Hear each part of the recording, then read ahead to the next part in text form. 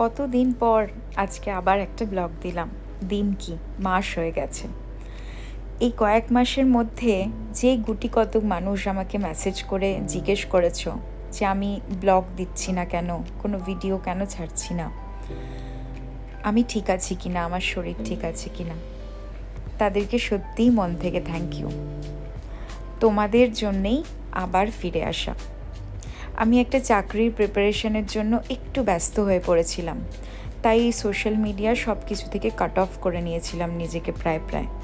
কারণ আমি বিশ্বাস করি কনসেন্ট্রেশন যদি বহুদিকে চলে যায় তাহলে হয়তো ডিজায়ার্ড রেজাল্টটা পাওয়া যায় না।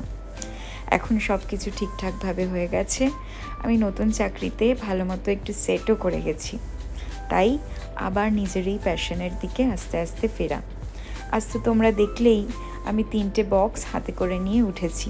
3টেই এসেছে মিশো থেকে, এবং এই 3টেই আমার কিচেনকে আরেকটু সুন্দর করে তোলার জন্য আমি নিয়েছি।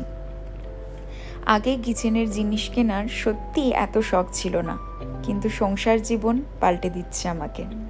এখন সাজসজ্জা, জামা কাপড়ের সাথে ক্রকারি, ঘর সাজানোর জিনিস, কিচেনকে আরও ভালো করে তোলবার, সুন্দর করে তোলবার জিনিস বড্ড প্রিয় হয়ে গেছে।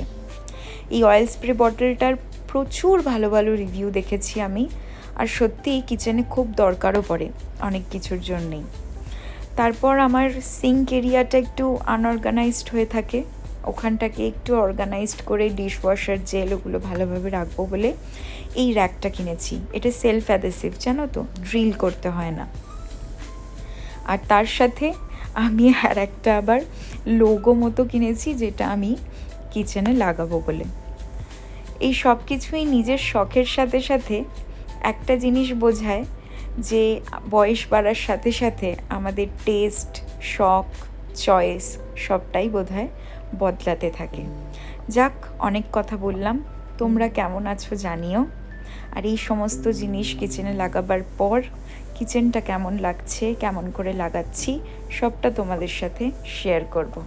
আজ তাহলে এলাম, আবার দেখা হবে পরের একটা ভিডিওতে। টাটা।